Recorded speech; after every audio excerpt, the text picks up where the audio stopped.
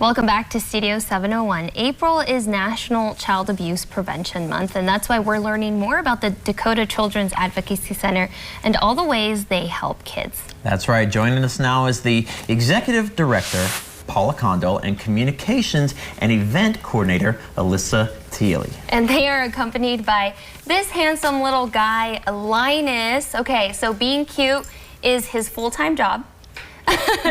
But it's actually a serious job. So Alyssa, can you tell us a little bit about how Linus helps the children and your staff over at the center? Yeah, well, Linus is a trained therapy dog, and he just comes in when he needs to help with the kiddos when they're coming in for forensic interviews and therapy.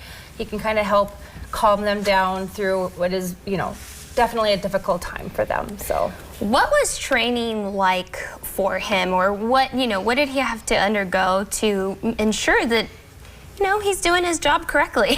Yeah, so we took all the regular classes, the basic, the intermediate, advanced classes. He did a 2-week obedience school, and then we've really just trained him at the office to respond and to calm down when he's with kids. It's amazing that even if he's having kind of an anxious day or he's a little bit hyper, that he walks into a room with a kid and he just automatically sits down and just sits there and waits for them to love on him, and he's there to help take away some of their fears and anxiety. So he seems to know the camera's on, because he was a little rambunctious until he got right in front of the camera. He knows what to do. Yeah, he does. And Paula, so April is recognized as National Child Abuse Prevention Month. So obviously, preventing abuse is the #1 goal. So can you give us some details on how we could prevent abuse before it happens? Yeah, I mean, the biggest thing to do is to really talk about it. It's for a long time it was kind of a taboo subject if we don't want to acknowledge that it happens in our communities, and really just talking about it within our community, in our homes, in our families, our workplaces, to acknowledge that it exists, because you can't recognize the signs of it happening unless you recognize first that it exists. The other thing that I would say is, the biggest thing that I realized as a parent that you can do is to really minimize the opportunity. 80% of child sexual abuse happens in one-to-one situations. And so if you minimize the times that your child is in a one-to-one situation, you're really dropping that number of how many kids get abused, which is significantly high. I mean, we say that 1 in 10 kids will be sexually abused before their 18th birthday. That's an enormous number of people. Absolutely. Are there any training opportunities that are offered at the center for the general public to learn how to better their response to child abuse? Yeah, so organizations oftentimes just contact us, and we'll go out to churches, schools, businesses. We have an adult prevention program that is a nationally recognized program, and I'm a certified trainer, and it's called Darkness to Light. And we also go out and we do a lot of different prevention trainings for kids of different ages. So we'll go out to their schools, to their CCD classes, those types of things, and talk to them about body safety and what to do if they feel uncomfortable.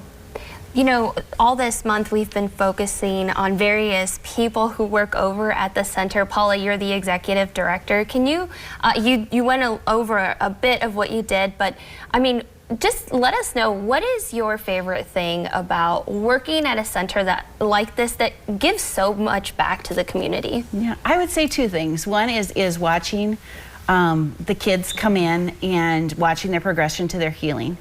Seeing the light come back in their eyes, seeing the smile come back on their face, and knowing that they have a good, chance at a great future ahead of them.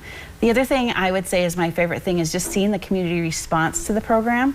We couldn't do without the community and all the support that they bring us, the donations, just volunteering, those types of things. And it's just so neat to be able to see the community respond and take this program under its wings and know that children are important in this community. And you guys had said something, I think that was very poignant, that this topic used to be very taboo. Have you noticed a change in the trend of people's ability to talk openly about this since the center's been around? Yeah, I mean, I think that, people are starting to open up a little bit more about talking about it and recognizing that it is a problem, and that, they need to be paying attention to who their children are with. We know that 90% of victims are impacted by somebody they know. So you know, it's the people that you know that you have to be the most on guard for. And so, you know, making people aware of that and knowing, you know, that they need to be hyper vigilant of that. I think it's definitely more, you know, that awareness is better now than it was before. So. All right. Well, ladies, thank you so much. We've definitely been learning a lot this entire month with all the great people that that work over at the Dakota Children's Advocacy Center. And of course, thank you for bringing in Linus, because it's such a, he does definitely bring a little bit of calmness and We see you, stillness. Linus. Yeah. But thank you, ladies, so much. Thank you. Thank you for having us. For more information about the Dakota Children's Advocacy Center, head over to dakotacac.org or give them a follow on Facebook.